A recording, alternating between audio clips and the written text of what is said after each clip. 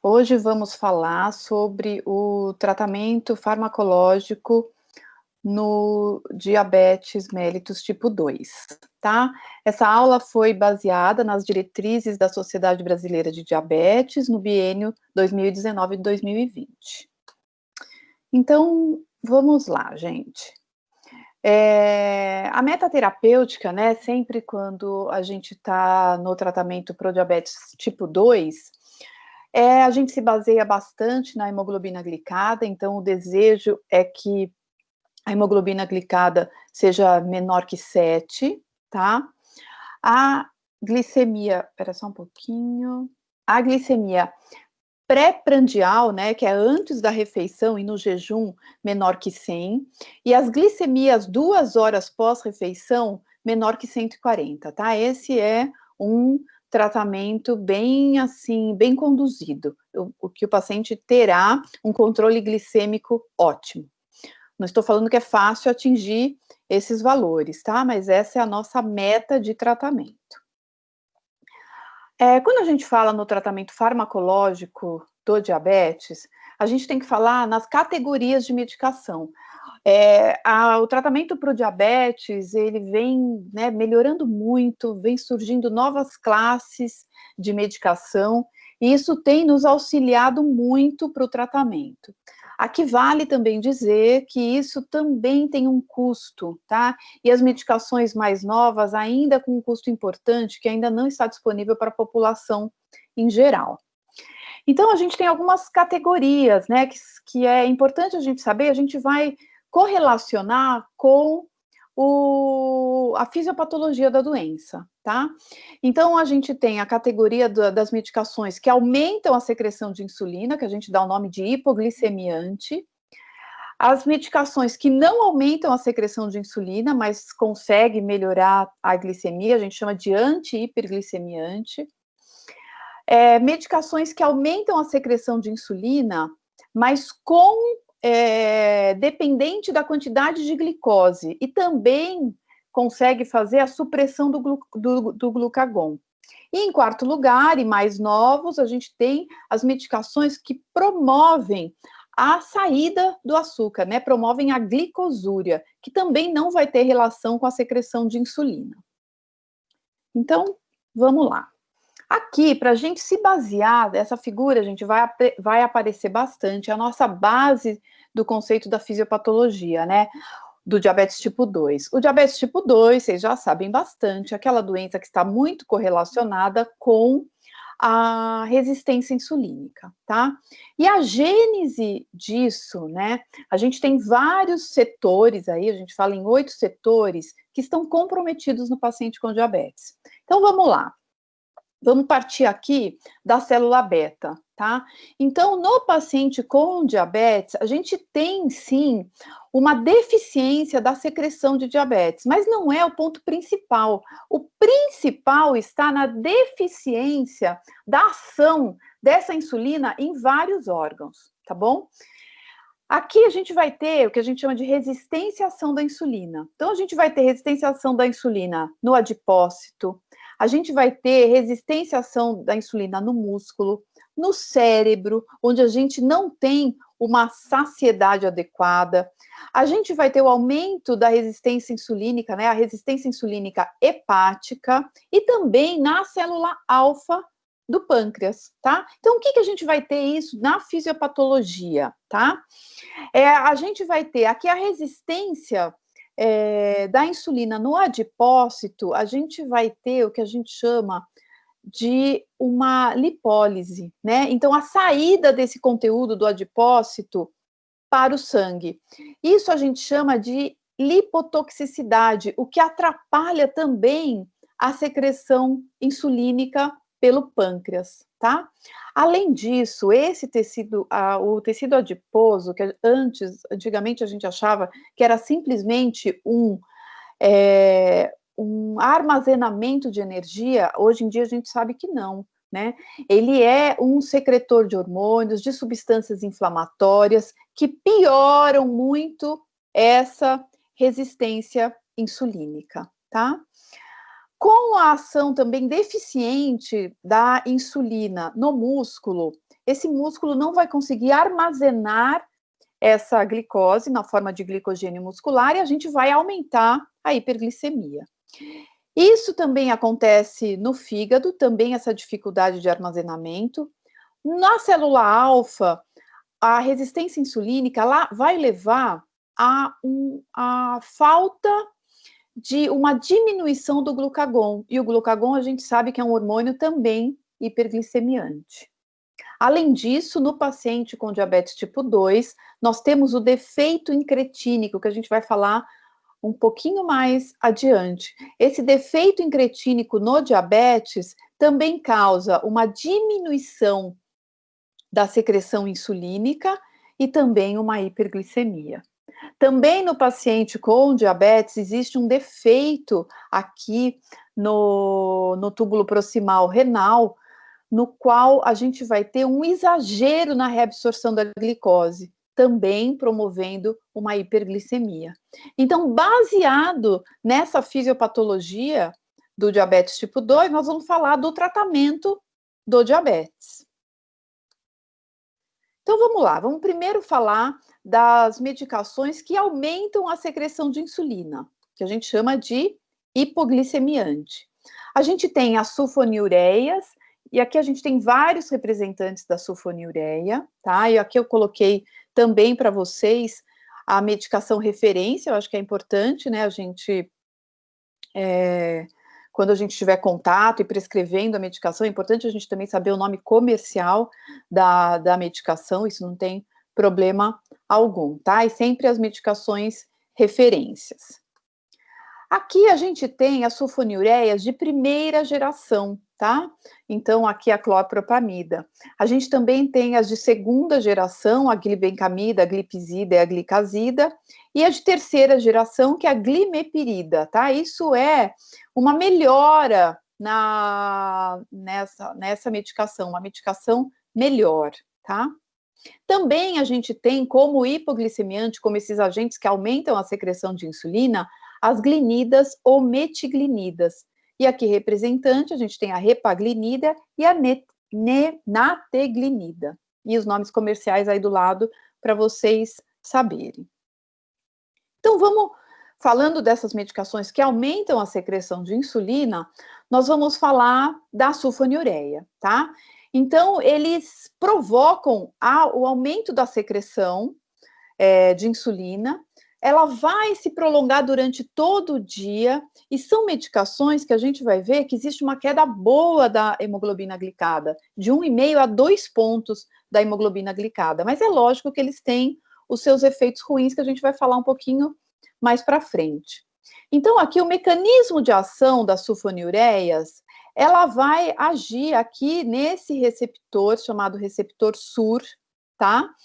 Fazendo com que a gente tenha um fechamento desses canais de potássio, acontecendo a despolarização, o influxo de cálcio e, como consequência, um aumento da secreção de insulina, tá? Então, só para a gente pensar lá, já correlacionar com a fisiopatologia, essa medicação, quando a gente tem muitos anos de diabetes, no qual a célula beta não tem mais fôlego, né? O que a gente chama de massa de célula beta. Então, pode ser que lá com o passar dos anos, essas medicações não sejam mais tão eficazes, tá? Porque a gente vai ter uma célula beta que pifou, não consegue mais produzir insulina.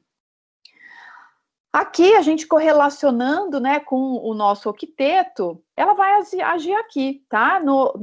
Na célula beta, produzindo um aumento da secreção de insulina. Mas lembrando, né, que a gente tem tudo isso também de problema aqui no paciente com diabetes para resolver. Então, a gente não está agindo nos outros mecanismos.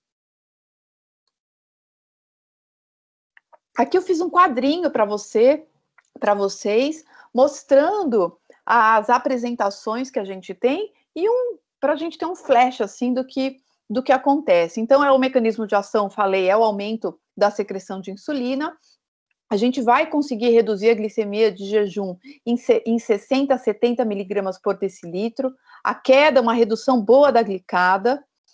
que a gente já sabe, né? Quais são as vantagens de usar essa medicação? A gente já usa essa medicação há muito tempo e com o uso dessa medicação houve sim uma diminuição dos riscos das complicações microvasculares, tá? E a gente, como eu falei, tem uma redução boa da hemoglobina glicada. Qual é a desvantagem, gente?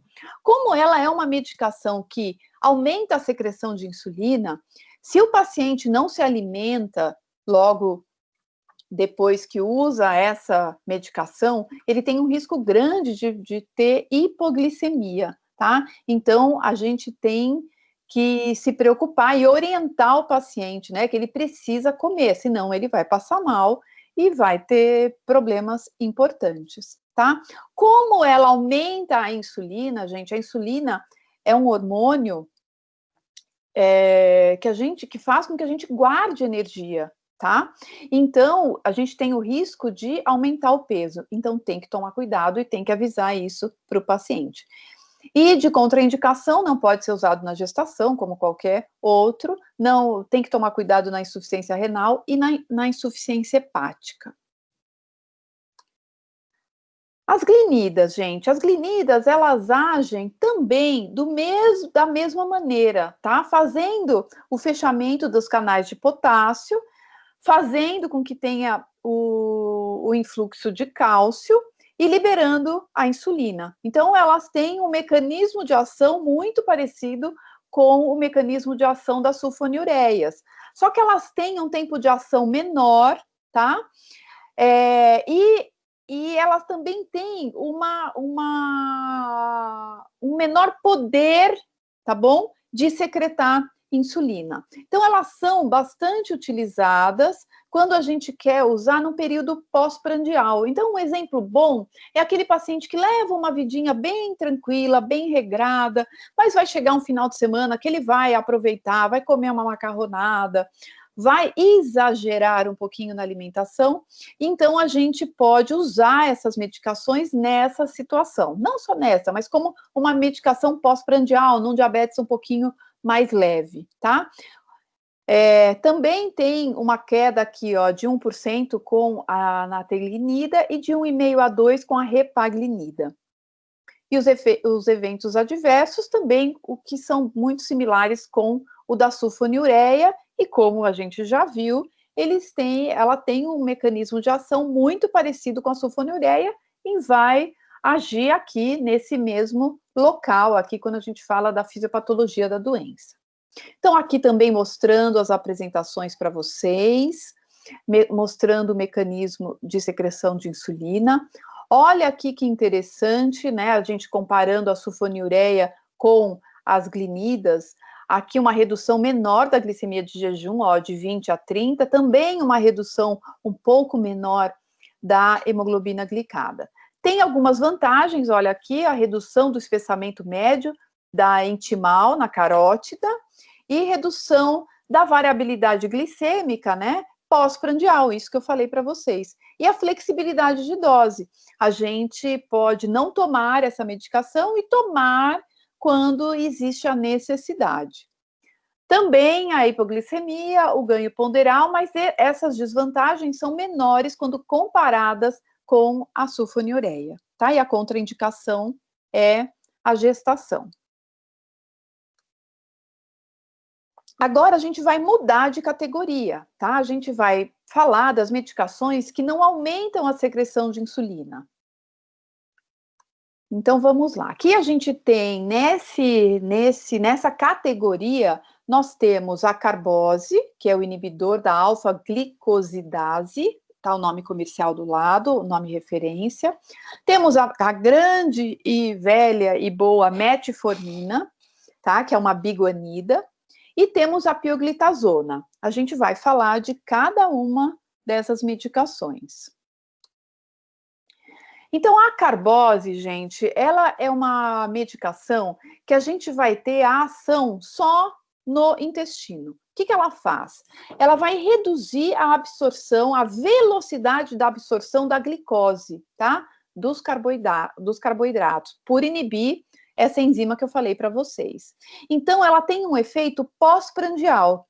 um efeito limitado, olha lá, a hemoglobina não cai muito, de 0,5% a 1%, deve ser tomada junto com as refeições, porque esse é o mecanismo de ação dela, e ela tem efeitos gastrointestinais que pode até ser tão importantes a ponto do paciente não conseguir fazer uso, tá? Então, a gente sempre tem que orientar os pacientes. Então, olha aqui, um carboidrato, o amido, aqui a ação da carbose, né, agindo, inibindo a amilase, a enzima que vai converter o amido em oligosacarídeos, e a alfa-glicosidase, que vai transformar os oligosacarídeos em glicose. Vai ter uma inibição disso, então essa quantidade de açúcar vai ficar na luz do intestino, tá? Não vai ser absorvido como a medicação, como sem a medicação, e isso vai aumentar a fermentação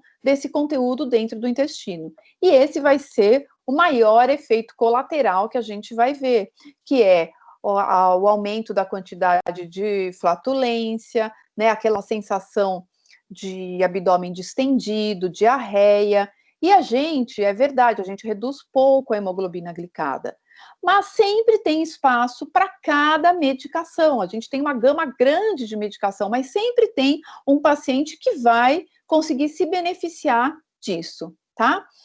Quais são as vantagens da carbose, gente? A gente pode ter, nos pacientes que não são portadores do diabetes, a gente pode ter a prevenção do diabetes, tá? Também a redução do espessamento médio intimal carotídeo, melhora do perfil lipídico, né, principalmente dos triglicérides, vai conseguir também controlar a glicemia pós-prandial, tá? Não causa hipoglicemia, isso é bom, e consegue, pelo melhora do controle glicêmico, diminuir os eventos cardiovasculares. Aqui, mudamos para a metformina. A metformina também não apresenta, né, ela não aumenta a secreção de insulina, ela é considerada um sensibilizador de insulina, ela melhora a relação da insulina com o seu receptor. Então, ela melhora a ação da insulina principalmente no fígado, tá? Fazendo com que a gente diminua a quebra do glicogênio hepático, né? Diminua a glicogenólise.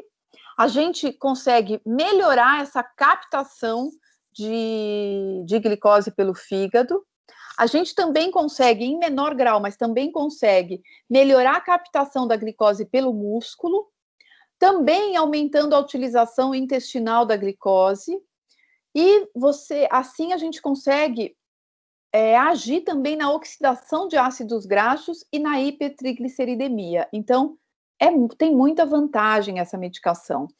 É a primeira opção do tratamento, tá? Em pacientes que não tenham contraindicação. E também, olha, uma medicação boa, com uma queda boa da glicada, de 1,5% a 2% a menos na hemoglobina glicada. Isso é uma coisa muito boa. Então, vamos ver as ações da metformina. Ela vai reduzir a resistência insulínica, ela consegue melhorar o perfil lipídico, consegue melhorar a esteatose hepática, reduz a agregação plaquetária e também consegue prevenir o ganho de peso. Então, é uma medicação muito boa. Quando que a gente vai usar a metformina? Nós vamos falar disso, gente, no final da aula, tá? O último slide vai falar qual o período, né, na história natural aí do desenvolvimento do diabetes, qual o período que a gente vai usar cada medicação.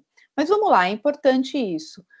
Quando, por exemplo, um paciente foi ao consultório, tá sobrepeso ou obeso, fizemos o diagnóstico do diabetes, é um paciente novo, um paciente sem complicação, a gente opta por tentar a mudança do estilo de vida. Então, pede para aumentar a quantidade de atividade física, uma alimentação adequada. Esse paciente retorna em 3 meses e não conseguiu melhorar o seu controle glicêmico. A gente está indicado a associar a metformina. Uma coisa boa também, ela pode ser associada a qualquer outra medicação para tratar o diabetes. Então, ela está sempre junto com as outras categorias de medicação, tá? E ela é uma boa escolha para os pacientes que precisam perder peso e que têm risco de ter hipoglicemia, tá? Então, ele é uma carta na manga para o tratamento do diabetes tipo 2. O melhor candidato são todos os pacientes com uma hiperglicemia leve, como eu falei para vocês. Não é recomendada para os pacientes com mais de 80 anos, tá? Com insuficiência renal, com clearance menor de 30 ml por minuto, pacientes com insuficiência cardíaca congestiva e doença hepática. A gente inicia com uma dose de 500 miligramas por dia, podendo atingir 2 gramas, tá? E a gente faz esse ajuste de dose semanalmente, se necessário e se ela for bem tolerada, porque os efeitos colaterais, a gente vai falar um pouquinho adiante, pode atrapalhar um pouquinho esse aumento da dose. Então, aqui a gente tem o efeito da metformina no músculo, aqui principalmente no fígado, e também tem uma ação no adipócito mas menor. Então, tá aqui o nosso quadrinho, no qual a gente sabe quais as apresentações que a gente tem. Existe essa apresentação XR, que é uma apresentação de ação prolongada, tá? Isso melhora bastante, principalmente os efeitos colaterais, que é esse desconforto abdominal, com dor abdominal, com diarreia, com náusea. Então, essa apresentação de ação prolongada, a apresentação XR, costuma ter menos efeito colateral, tá? Menos efeito gastrointestinal. Importante também aqui, quando a gente usa por um tempo prolongado a metformina, o paciente pode ter uma dificuldade de absorção da vitamina B12, e esse paciente pode fazer uma anemia megaloblástica. Então, esses pacientes em uso crônico de metformina, a gente precisa estar sempre dosando a vitamina B12 para saber se está tudo bem. Existe também um risco raro, mas dos pacientes apresentarem acidose lática, tá? Então, a gente toma alguns cuidados. Então, quando o paciente tem um quadro grave, né, de doença, um infarto, alguma coisa grave, a gente retira isso, os pacientes hospitalizados. A gente tem que tomar cuidado para os pacientes que forem ser submetidos a uma cirurgia. A gente também pode optar por descontinuar um pouco essa medicação, tá? Aqui também, olha, uma redução boa da glicemia de jejum, ó, de 60 a 70 miligramas por decilitro, e também uma boa redução da hemoglobina glicada de 1,5 a 2 pontos. E também, vamos falar um pouquinho da contraindicação, a gestação, a insuficiência renal, né, como eu já falei, insuficiência hepática, cardíaca, pulmonar, e na acidose, como a gente já falou. Ainda na categoria das medicações que não aumentam a secreção de insulina, a gente tem as glitazonas, que também são sensibilizadores de insulina. Eles fazem uma resistência, melhoram a resistência insulínica no músculo, no adipócito e no hepatócito. A glitazona é um agonista do receptor, aqui não saiu, é pipargama, desculpa, teve um probleminha aqui no slide. Esses receptores fazem a regulação da expressão de genes que estão envolvidos com o metabolismo de lipídios e carboidratos. Ele é expresso principalmente no tecido adiposo. Então, o que faz, né, assim, de um jeito bem didático? Ela vai estimular a lipogênese. Então, ela faz a retirada desse ácido graxo, aí, né, tem uma redução dos níveis plasmáticos de ácidos graxos, o que melhora a sensibilidade à insulina nos tecidos periféricos, mas também vai ser a causa de um efeito colateral importante, que é o ganho de peso, tá? Então, o paciente faz tanto uma retenção hídrica, quanto um ganho de peso. E também houve aí descrito um aumento do risco de insuficiência cardíaca e fratura. Então, é uma medicação utilizada, tem uma queda razoável da glicada, né, de 1 a 1,4, mas a gente tem que tomar um pouco de cuidado, tá? Principalmente porque o diabetes tipo 2 é uma medicação muito relacionada ao ganho de peso, então quando o paciente é obeso ou tem um risco grande de ganho de peso, essa medicação já fica um pouquinho mais de fora. Então, os benefícios no tecido adiposo é que ela melhora, né, essa sensibilidade, então ela aumenta a diferenciação dos adipócitos, melhora a ação das adipocinas, que são hormônios protetores, né, anti-inflamatórios. Nos macrófagos, ela consegue diminuir a inflamação, então a gente fala que o obeso é um grande inflamado, né? Melhora na função do endotélio, diminui a produção de glicose pelo fígado e aumenta a sensibilidade à insulina pelo músculo. De efeitos adversos, que são bastantes, né? A gente tem um risco maior de insuficiência cardíaca, tem a retenção hídrica, o ganho de peso, está relacionado com fraturas, e pela retenção hídrica, o edema. Então, as contraindicações nos pacientes com insuficiência hepática, insuficiência cardíaca, insuficiência renal terminal, na gestação, na lactação, nas crianças, ação no osso, a gente não pode utilizar, tá? Aqui as ações, né, da glitazona, a gente fazendo essa correlação, então ela melhora a resistência insulínica no adipócito, no músculo e no hepatócito. Isso a gente consegue uma queda da glicemia. Aqui a gente tem como representante a pioglitazona, o outro representante foi retirado do mercado por conta do risco bem aumentado de insuficiência cardíaca. Aqui para a gente comparar, faz a redução da glicemia de jejum em 35 a 65 miligramas por decilitro, uma redução da hemoglobina glicada de 0,5% a 1,4%, previne, como vantagem, previne o diabetes, porque melhora muito a resistência insulínica, consegue reduzir o espessamento médio intimal carotídeo, melhora do perfil lipídico, reduz a gordura hepática, não causa hipoglicemia e faz uma redução relativamente boa da hemoglobina glicada. Os efeitos colaterais a gente já falou bastante, a contraindicação também. Agora a gente vai passar para a terceira categoria dos antidiabéticos. São medicações novas, são medicações muito boas, a gente chama de medicações inteligentes. Ela vai aumentar a secreção de insulina, gente, mas só quando tiver glicose para isso. Além disso, ela vai promover a supressão do glucagon, que a gente sabe que é um hormônio hiperglicemiante. Nessas categorias, a gente tem duas classes. Os inibidores da enzima DPP4, que eu vou explicar para vocês, e os incretinomiméticos e os análogos do GLP-1, que eu vou explicar bastante para vocês a seguir. Então, vamos falar um pouquinho, né, na fisiologia disso. O que é o GLP-1? O GLP-1 é a incretina mais conhecida, né? São hormônios produzidos pelo intestino e que tem uma relação importante com a secreção de insulina. Então, vamos lá. O GLP-1, gente, ele tem uma ação no pâncreas que assim que a gente começa a ter começou a se alimentar, o alimento cai no trato gastrointestinal, o intestino é avisado disso e secreta esse GLP-1. O GLP-1, gente, ele vai promover a secreção de insulina, ele vai avisar a célula alfa que está tendo alimento, ou seja, vai aumentar a quantidade de glicose e que pode diminuir a secreção de glucagon.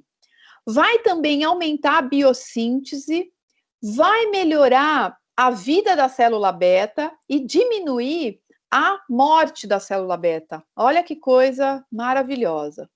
Também o GLP-1, ele vai promover a diminuição do esvaziamento gástrico. Existe uma lentificação do esvaziamento gástrico, tá? Além de ser um hormônio que vai agir, gente, lá no hipotálamo, lá no centro da regulação do apetite, promovendo a saciedade, tá? Então, ele vai avisar lá o cérebro, olha, está comendo, pode ficar tranquilo. Além disso, a gente vai ter uma ação no sistema cardiovascular, promovendo uma cardioproteção. Melhorando, né, diminuindo a secreção de glucagon, melhorando a secreção de insulina, a gente também melhora a sensibilidade à ação da insulina, melhorando a hiperglicemia de jejum, pela atuação, pela melhora da resistência insulínica no fígado, no tecido adiposo e no músculo. O paciente com diabetes tem um defeito incretínico, tá? Ele parece ter uma deficiência nessa secreção de incretinas, que é aquele defeito que eu mostrei para vocês quando a gente mostrou o octeto. E assim que o GLP-1 e aqui também o GIP também é uma outra incretina, tá? Também secretada pelo intestino. Assim que ele cai na corrente sanguínea, ele é prontamente destruído por uma enzima chamada DPP4, tá? Então, a gente vai correlacionar isso com essas medicações. Então, esses inibidores da DPP4 são medicações que vão inibir a degradação do GLP-1 e vão promover a ação por um tempo maior desse hormônio. Aqui tá o nome das medicações que a gente tem comercialmente falando, tá? Então, o mecanismo de ação, a gente faz a inibição dessa enzima, a DPP4, que vai degradar o GLP-1, então a gente vai ter uma quantidade maior desse hormônio, e aí fazendo toda aquela ação que eu falei para vocês, tá? E a gente vai ter a diminuição do glucagon, que a função é manter a glicemia boa quando a gente está em jejum, tá? E eles têm que estar o quê? Valores reduzidos depois que a gente come, como eu mostrei para vocês. Como eu falei, o paciente com DM2, ele vai ter uma diminuição do GLP-1 e vai ter uma redução do estímulo fisiológico da secreção da insulina e também vai impedir a supressão do glucagon. Esse é o defeito incretínico, tá? O GLP-1, como já falei também, degradado pela enzima DPP4, ele tem uma vida extremamente curta. Quando a gente utiliza os inibidores, a gente consegue elevar os níveis do GLP-1 em 2 a 3 vezes. Essa classe de medicação, gente, está liberado para os pacientes com insuficiência renal grave, vocês sabem que é uma comorbidade importante do paciente com diabetes tipo 2, só a linagliptina que não vai precisar de ajuste de dose, mas a gente ajustando a dose, esses pacientes são beneficiados com essa classe de medicação. E outra coisa boa é que eles podem ser associados com todas as medicações que a gente utiliza, menos com os análogos do GLP-1, que aí vai fazer a mesma classe de medicação. A mesma ação, né? Então não adianta. Mas a gente vai poder usar com a metformina, a gente vai poder usar com as glitazonas, com as sulfonilureias, com os inibidores do SGLT2, que a gente vai falar, e até com a insulina. Então, aqui mostrando para vocês a ação, né? A gente vai melhorar aqui a quantidade do GLP-1, a gente vai melhorar a secreção de insulina e a gente vai diminuir a secreção do glucagon. Então, essa correlação com a fisiopatologia do diabetes. Aqui mostrando todas as medicações dessa classe, das gliptinas, o mecanismo de ação que eu já falei. Aqui, gente, apesar de ser tão maravilhosa, é um pouco decepcionante quando a gente fala na redução da hemoglobina glicada.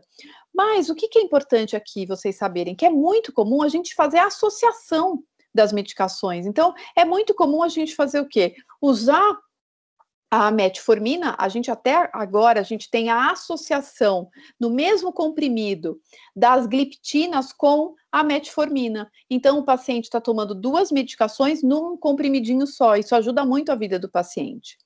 Então, como eu falei para vocês, ele aumenta a massa de células betas, né, em modelos animais, tem uma segurança boa e tem um efeito neutro no peso corporal. Ele não vai incrementar o peso, que é um grande problema do paciente com diabetes tipo 2.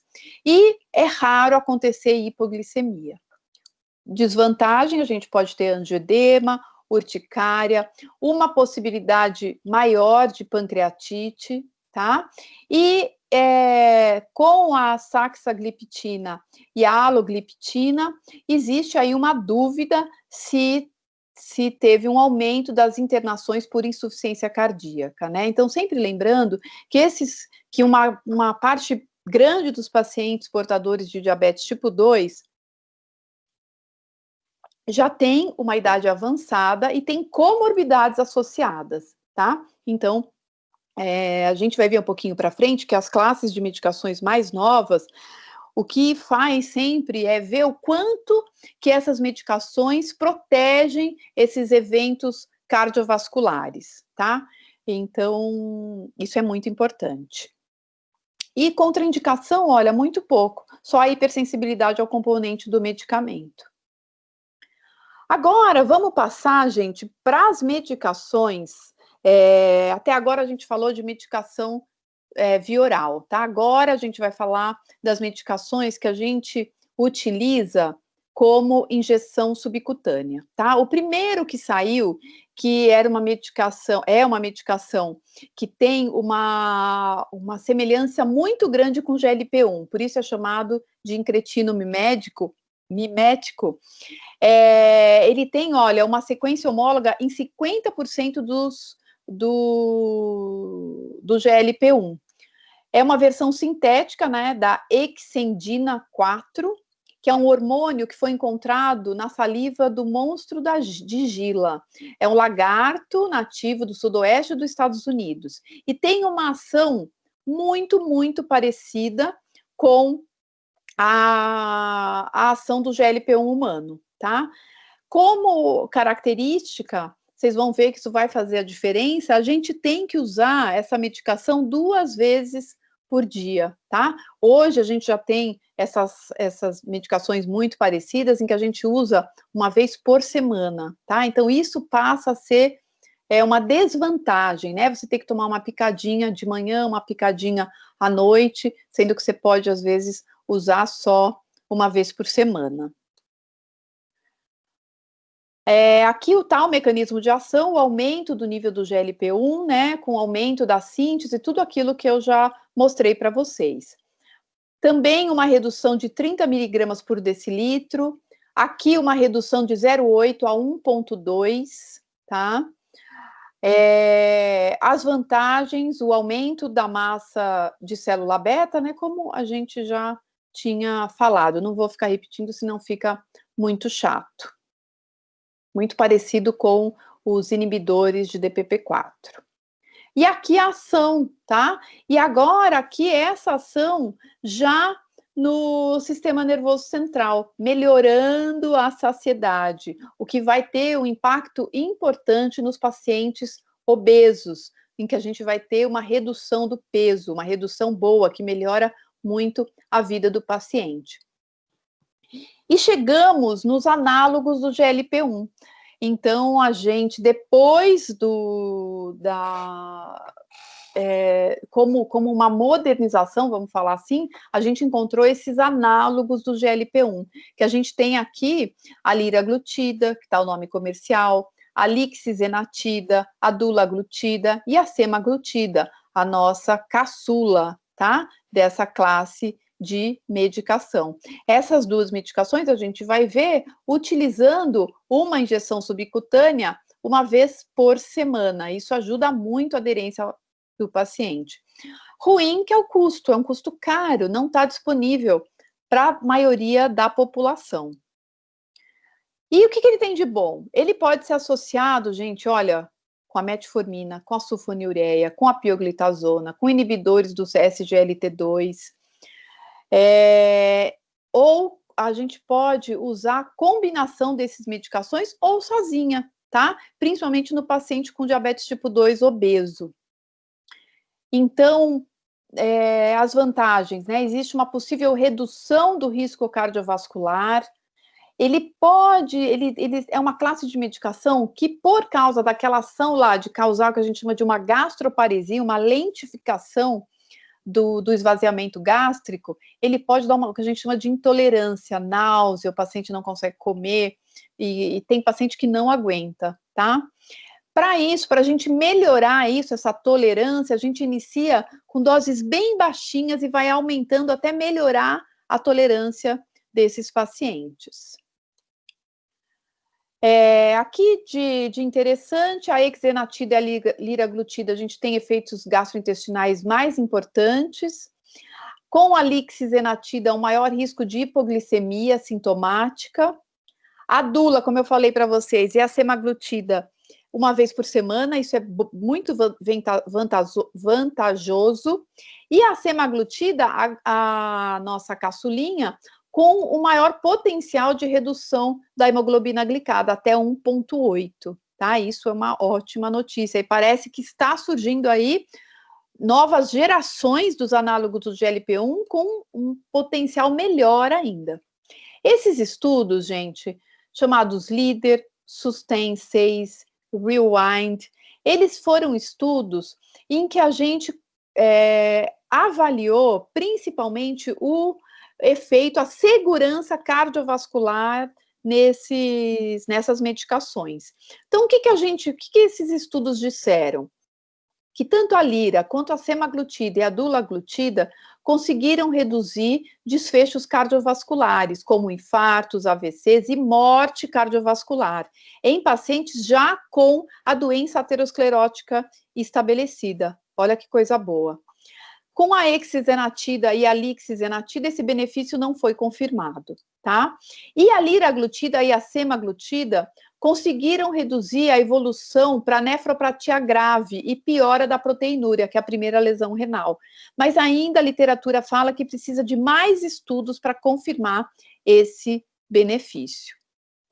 Outra coisa interessante que aqui é de conhecimento de vocês, que a gente já tem a associação na mesma injeção dos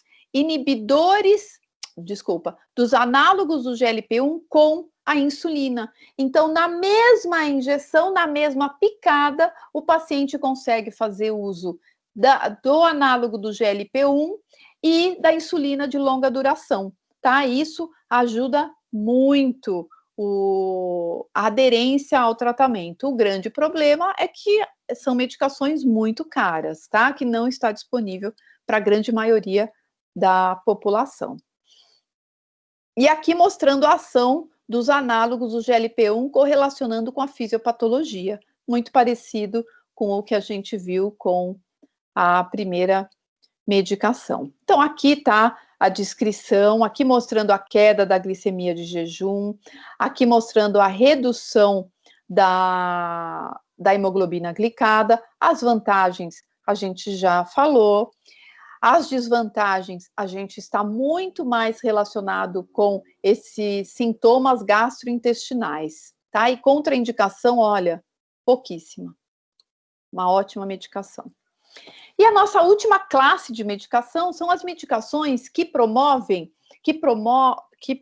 a glicosúria, tá? Que também não tem relação com a secreção de insulina, mas que vai agir naquele outro ponto lá que eu mostrei para vocês. Olha aqui, olha. No túbulo contornado, a gente tem a ação dessa proteína chamada SGLT2. O que faz essa proteína? Ela faz a reabsorção da glicose. O que acontece no paciente diabético, existe uma hiperação dessa proteína, tá? Então, a gente tem uma reabsorção maior ainda do que deveria ter. O que acontece? Esses inibidores impede essa reabsorção da glicose. Então, essa glicose ela é expoliada pelos túbulos proximais do rim. Então, também existe um baixo risco de hipoglicemia, também consegue reduzir o peso, não é muito, mas já é melhor do que nada, uma perda de peso de 2 a 3 quilos, tá? Também reduz a pressão arterial, porque a gente vai ver que que pode ser um efeito colateral, mas ela faz uma depressão de volume, porque ela também, a gente perde um pouco de sódio. Ela pode ser associada com todos os agentes orais e com a insulina, tá? Tem paciente que pode ter um risco aumentado para infecções genitais, né? Candidíase, principalmente nas mulheres, e infecção do trato urinário. E foi relacionado também a um quadro de cetoacidose euglicêmica, mas não chega a ser uma coisa tão importante, é uma medicação muito boa. Então, ela vai ter uma ação diurética, né, promovendo a glicosúria e a perda de sódio. O risco é de depressão de volume, então pacientes nessa condição, com risco aumentado de desidratação, a gente tem que tomar cuidado. Aqui estão os representantes dos inibidores do SGLT2 com o seu nome comercial. Esses estudos, gente, que foi o EMPA-REG e o CANVAS, que correlacionou os inibidores do SGLT2 com o risco cardiovascular, foi uma coisa maravilhosa. Ele comprovou a diminuição da internação por insuficiência cardíaca, conseguiu um benefício cardiovascular, tá? No desfecho primário. Então, no risco de infarto, no risco de AVC e no risco de mortalidade cardiovascular. Conseguiu também benefício na evolução para insuficiência renal terminal e na proteinúria em pacientes com insuficiência renal leve e moderado. Mas os pacientes com insuficiência renal grave, a gente está contraindicado a utilização dessa classe de medicação. Então, aqui essa figurinha correlacionando os inibidores de SGLT2. Aqui o nosso quadrinho, tá? Mostrando aqui a redução da glicemia de jejum, mostrando a redução da hemoglobina glicada. E aqui eu não vou falar de novo esses efeitos colaterais.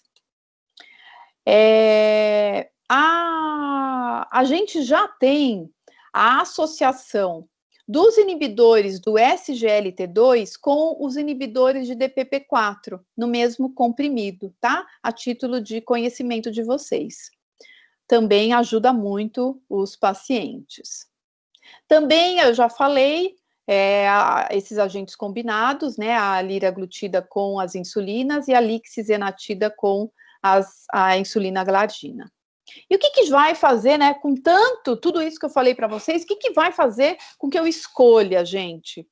O estado geral, a idade do paciente, se tem obesidade ou se não tem, se ele tem comorbidades ou não, como está o controle glicêmico, se ele precisa de uma queda grande da glicada ou não.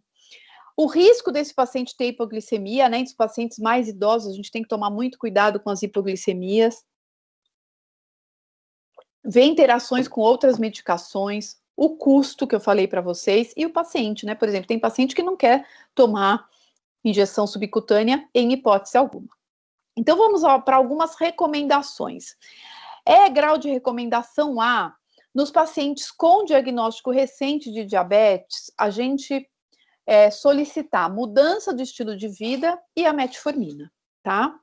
Em pacientes com glicemia menor de 200, principalmente o paciente obeso, a gente vai optar por medicamentos que não aumentem a secreção de insulina. O grau de recomendação é D. A glicemia, pacientes com glicemia entre 200 e 300, a gente vai tentar identificar qual que é o maior problema desse paciente, se é relacionado à resistência insulínica ou à falência das células beta. No paciente obeso, a metformina está bem indicada, os análogos do GLP-1, que causam uma perda de peso, ou associar os inibidores de SGLT2. Nos pacientes com doença cardiovascular estabelecida, a gente vai optar para a metformina como monoterapia, ou, se necessário, a gente vai introduzir os análogos do GLP-1 ou inibidores de SGLT2, a grau de recomendação A. Na insuficiência renal leve e moderado, os análogos de GLP-1 ou os inibidores de SGLT2. Na doença cardiovascular estabelecida, Com predomínio de insuficiência cardíaca, a gente vai optar pela metformina e os inibidores de SGLT2, grau de recomendação C. Paciente com anos de diabetes, né, que já tem uma redução da secreção de insulina e que não consegue usar só a metformina, a gente vai optar pelos agentes não hiperglicemiantes, tá? Um grau de recomendação A. E quando existe necessidade de combinação terapêutica, a gente pode introduzir os agentes orais, esses todos que a gente já falou, mas já colocar uma insulina à noite, tá? E a insulinização fica para uma outra aula, não temos tempo para falar disso. E aqui, esse último slide, a gente vai falar a função da célula beta, aqui, quando a gente tem uma boa função da célula beta, e com o passar dos anos, gente, a gente vai perdendo a função da célula beta. Então, olha, aqui no início, tá? O que a gente pode usar? Ou em combinação ou em monoterapia, sempre pensando em ter uma hemoglobina glicada menor que 7, tá? Então, aqui todas as opções terapêuticas. O que a gente tem aqui? Olha, a gente tem a metformina, que é um sensibilizador de insulina, a pioglitazona também, a carbose, que diminui a absorção da glicose no intestino. A gente tem aqui os inibidores de DPP-4, aqui a gente tem os análogos do GLP-1, e os homólogos de GLP-1, e aqui os inibidores de SGLT2. Aqui, gente, já quando você começa a cair, o que a gente já está... A gente também tem que associar, tá? Esses agentes, tentando sempre... Isso aqui, a etapa 1 e a 2 são muito parecidas, tá? A gente tem que conseguir uma hemoglobina glicada menor que 7. A etapa 3, já com uma disfunção importante, a gente já tem uma combinação da insulina bedtime, que eu falei para vocês, que é essa insulina noturna. E aqui, quando a gente tem uma função da célula beta muito prejudicada, a gente fala em insulinização plena, né? A gente tem que repor a insulina, porque essa célula beta não consegue mais produzir. Vai manter o sensibilizador da insulina, se possível. A gente pode manter o análogo do GLP-1 também, porque melhora a saciedade. E pode manter o inibidor de DPP-4 e também manter o inibidor do SGLT2, certo? Chegamos ao fim, espero que vocês tenham gostado da aula.